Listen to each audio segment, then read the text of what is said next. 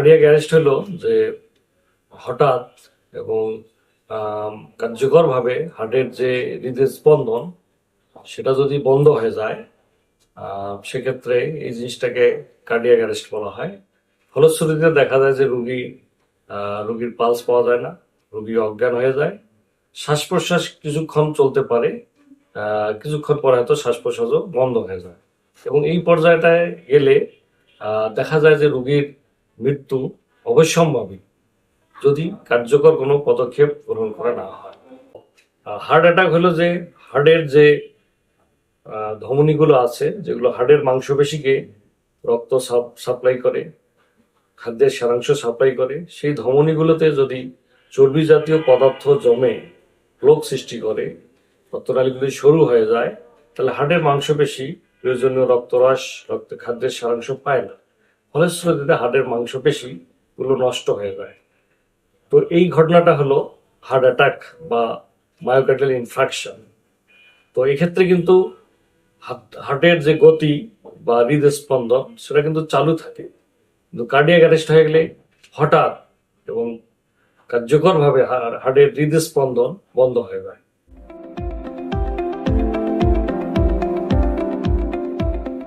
Cardiac arrest হলে দেখা যাবে একটা রোগী হঠাৎ করে কার্ডিয়াক অ্যারেস্টের ফলে তার নাড়ির গতি পাওয়া যাচ্ছে না, রোগীটা অজ্ঞান হয়ে গেছে এবং তার শ্বাস প্রশ্বাস হয়তো চলছে, অনেকক্ষণ পর পর হচ্ছে, এই অবস্থাগুলো পাওয়া যায় এবং এটা খুব তাৎক্ষণিকভাবে ঘটে, হঠাৎ ঘটে এবং খুব দ্রুত কুইক যদি কোনো কিছু মেজারমেন্ট না হয় রোগীটি মৃত্যুর কোলে ঢলে পড়ে।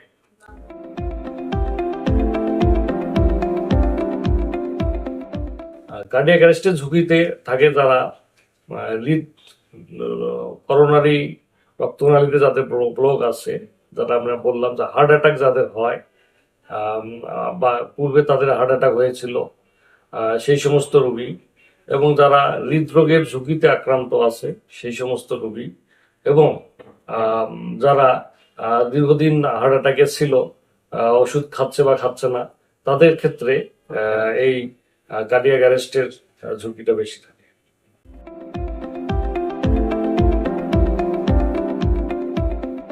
তরুণদের মধ্যেও এই রোগ হতে পারে। আমরা যে দেখছি যে খেলার মাঠেও হঠাৎ করে খেলতে খেলতে গিয়ে অনেক প্লেয়ার এভাবে কার্ডিয়াক অ্যারেস্ট হয়ে মৃত্যুর কোলে ঢলে পড়েছে। তরুণদের মধ্যেও এই রোগটা হতে পারে এবং বংশগত একটা প্রভাব অবশ্যই আছে। আমরা জানি হৃদরোগ জনিত যে কারণ, হার্ট অ্যাটাকটাই হলো কার্ডিয়াক অ্যারেস্টের অন্যতম প্রধান কারণ। তো সুতরাং যাদের হৃদরোগ হওয়ার সম্ভাবনা থাকে তাদের কার্ডিয়াক অ্যারেস্ট হওয়ার সম্ভাবনা যথেষ্ট থাকে এবং এটা বংশগত প্রভাব আছে।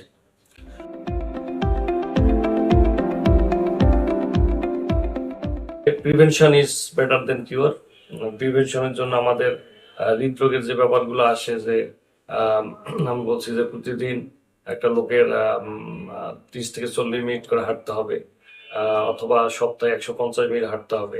সে হাঁটাতে হবে খোলা বাতাসে এবং দ্রুত গতিতে জগিং টাইপের হাঁটা। এছাড়া হলো যে খাদ্যাভ্যাসের মধ্যে পরিবর্তন আনতে হবে, ফ্রুটস ভেজিটেবল থাকবে খাদ্যাভ্যাসের মধ্যে, এবং উচ্চ ক্যালোরিযুক্ত চর্বিযুক্ত খাদ্য খাবেন না, এটা একটা। তারপরে হলো যে উনি তামাক জাতীয় ধূমপান এবং তামাক জাতীয় দ্রব্য বর্জন করবেন।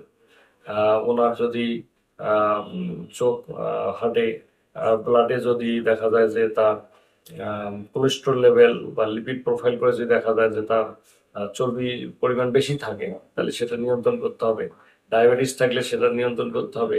যদি উচ্চ রক্তচাপ থাকে সেটাকে নিয়ন্ত্রণে আনতে হবে এবং তাদের জীবনাচারের মধ্যে যে সিডেন্টারি লাইফস্টাইল সেটা চেঞ্জ করতে হবে এবং উনি স্ট্রেস মুক্ত থাকার চেষ্টা করবেন এবং উনি যদি কোনো হৃদরোগজনিত কারণে ওষুধপত্র যা আছে সেগুলো উনি নিয়মিত সেবন করবেন এবং মাঝে মধ্যে ওনাকে টাইম টু টাইম ভালো থাকলো বা চিকিৎসকের শরণাপন্ন হতে হবে, যার কোনো কমপ্লিকেশন হচ্ছে কিনা, অন্য কোনো প্রসিডিউর লাগবে কিনা।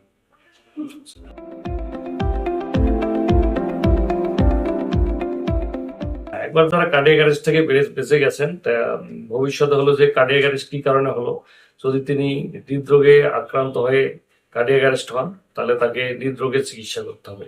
হৃদরোগের চিকিৎসা হলো যে তার হৃদরোগের ইসিজি করা, এক্স রে করা, ইকোকার্ডিওগ্রাম করা এবং পরবর্তীতে করোনারি এনজিওগ্রাম করে দেখা যায় তার হার্টের রক্তনালীতে ব্লক আছে কিনা। যদি ব্লক থাকে সেক্ষেত্রে আমরা স্টেন্টিং করি অথবা বাইপাস সার্জারি করি।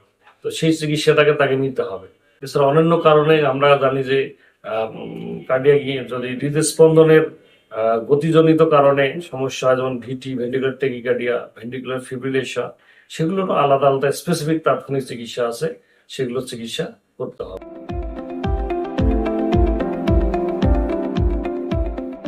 কার্ডিয়াক অ্যারেস্ট প্রিভেন্টের জন্য যেটা ইম্পর্টেন্ট হলো যে মানুষকে সচেতন করা, বিশেষ করে যেখানে ক্রাউড প্লেস আছে বিশ্বের উন্নত কান্ট্রিগুলোতে মানুষকে সচেতন করা হয় এই সিপিআর শেখানোর ব্যাপারে, এবং সেখানে সিপিআর ডিফিব্রিলেটর মেশিন পর্যন্ত সেখানে রয়েছে। তো উদ্দেশ্য হলো এটাই যে কোনো ব্যক্তি যদি সেই সমস্ত ঘনবসতিপূর্ণ এলাকায়, যে সমস্ত জায়গায় অধিক জনগণ যাতায়াত আছে, জনগণ অ্যাক্টিভ আছে, যেখানে ট্রাফিক সহজে হেভি ট্রাফিক আছে, যেখানে সহজে মেডিকেল সার্ভিস পৌঁছানো সম্ভব নয়, সেই সমস্ত জায়গায় মানুষ যদি এভাবে সচেতন থাকে, সিপিআর টিম থাকে বা সিপিআর সম্বন্ধে মানুষ ওয়াকিবহাল থাকে, তাদের জ্ঞান থাকে, তাহলে তারা দ্রুত সেই আক্রান্ত ব্যক্তিকে হেল্প করতে পারবে।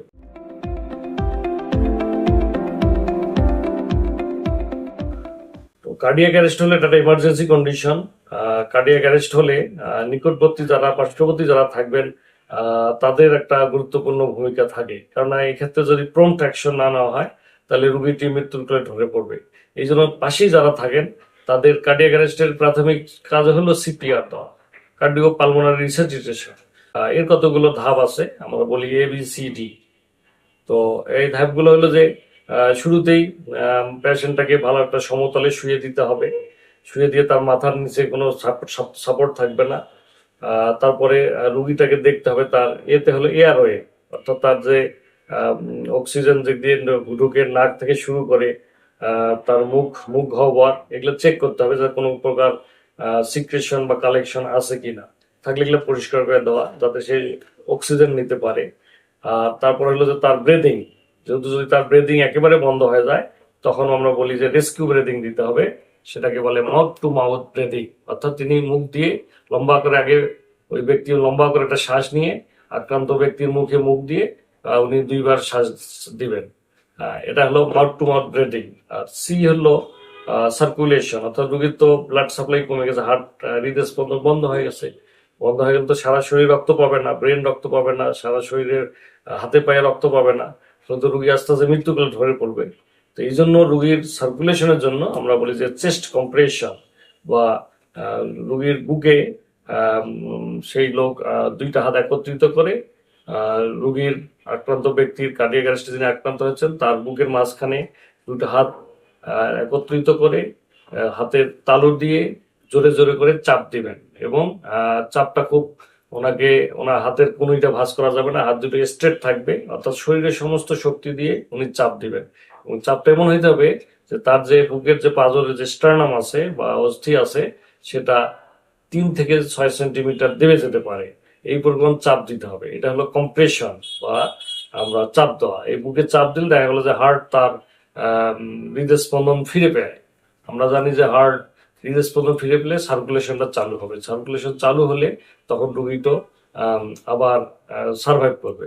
তো এখন কতটুকু চাপবো, এই যে চাপ আমরা কম্প্রেশন দিব, কতটুকু দিব, এটা বলা হয়েছে যে 1 মিনিটে 100 বারের বেশি দিতে হবে, অর্থাৎ প্রতি সেকেন্ডে 1 থেকে 2টা করে কম্প্রেশন দিতে হবে এবং জোরে জোরে দিতে হবে। তার মধ্যে হলো যে 30:2, অর্থাৎ 30টা কম্প্রেশন হলে আর একজন ব্যক্তি মাউথ টু মাউথ ব্রেদিং দিবে, রেস্কিউ ব্রেদিং দিবে। তো এইভাবে এই সিস্টেমটা কন্টিনিউ হবে। এবং তারপরে এটা আমরা যদি বলি, এরপরে রোগীটাকে আমাদেরকে একটা বেসিক লাইফ সাপোর্ট, এখান থেকে অ্যাডভান্স লাইফ সাপোর্টের দিকে নিতে হবে। সেই জন্য সেই রোগী চিৎকার করবে, অ্যাম্বুলেন্স ডাকবে, অন্যান্য ব্যক্তি সহযোগিতা নিবে, তাড়াতাড়ি হসপিটালে নিতে হবে। এটা হলো যে আমাদের হসপিটালের বাইরের ব্যবস্থা। তো এই জিনিসটা হসপিটালে দেওয়া যেতে পারে, বা হসপিটালে কার্ডিয়াক অ্যারেস্ট হলে সেখানেই বেসিক লাইফ সাপোর্ট দিতে হবে। দেওয়ার পর পাশাপাশি অ্যাডভান্স লাইফ সাপোর্ট দিতে হবে। সেই অ্যাডভান্স লাইফ সাপোর্ট কি? অ্যাডভান্স লাইফ সাপোর্টে সেখানে দুইটা জিনিস অতিরিক্ত যোগ হবে। একটা হলো মনিটর, একটা হলো ডিফিব্রিলেটর মেশিন। অর্থাৎ আক্রান্ত ব্যক্তিকে দ্রুততার সাথে যেখানে মনিটর আছে, কার্ডিয়াক মনিটর অর্থাৎ সিসিউতে নিতে হবে, নিয়ে কার্ডিয়াক মনিটরে লাগাতে হবে। মনিটরে লাগালে আমরা দেখবো তার অক্সিজেন স্যাচুরেশন কেমন, তার নাড়ির গতিটা কেমন, তা কত গতিতে চলছে, তার রিদমটা কেমন, যে তার ইলেকট্রিক্যাল ইম্পালস যেটা আমরা ইসিজি, সেই ট্রেসিংটা আমরা এখানে বুঝতে পারবো। যদি আমি ইসিজিতে দেখি তার ইসিজি ট্রেসিং এ ভেন্টিকুলার টেকিকার্ডিয়া বা ভেন্টিকুলার ফিব্রিলেশন বা পালসলেস ভেন্টিকুলার টেকিকার্ডিয়ার ইসিজি চলে আসছে, তখন আমাকে দ্রুত ডিফিব্রিলেটর মেশিন অ্যাটাচ করতে হবে রোগীর শরীরে। ডিফিব্রিলেটর মেশিন আমাকে রেডি রাখতে হবে। রেডি রেখে আমরা ডিফিব্রিলেশন, যেটা ডিসি শক বা বলা হয়, সেই শকটা আমরা রোগীর বুকের মধ্যে আমরা দুইটা প্যাডেলের সাহায্যে এই ডিসি শকটা দিয়ে থাকি। তো আমরা যদি দেখি যে ডিফিব্রিলেশন বা ডিসি শক দেওয়ার পরও, ডিসি শক দেওয়ার অব্যবহিত পরেই আমাকে 2 মিনিট ধরে সিপিআর দিতে হবে। 2 মিনিট পরে দেখা যায় যদি তার নর্মাল যে রিদম হার্টের সেটা যদি ফিরে না আসে, তাহলে আবার আমাকে ডিসি শক দিতে হবে বা ডিফিব্রিলেশন করতে হবে। এবার আমি একটু বাড়িয়ে দিব। আগে যদি 150 জুল দিয়ে থাকি, এবার আমি বাইফেসিক 150 থেকে 200 জুল দেব। 200 জুল ডিসি শক বা কারেন্টের শক দেওয়ার পরে ইমিডিয়েট আবার সিপিআর দেওয়া হবে 2 মিনিট। সিপিআর দেওয়ার সময় আবার দেখবো যে তার 2 মিনিট পরে তার কি নর্মাল রিদম আসছে কিনা। যদি নর্মাল রিদম আসে, তখন আমরা সিপিআর বন্ধ করে অন্যান্য ম্যানেজমেন্টে যাবো।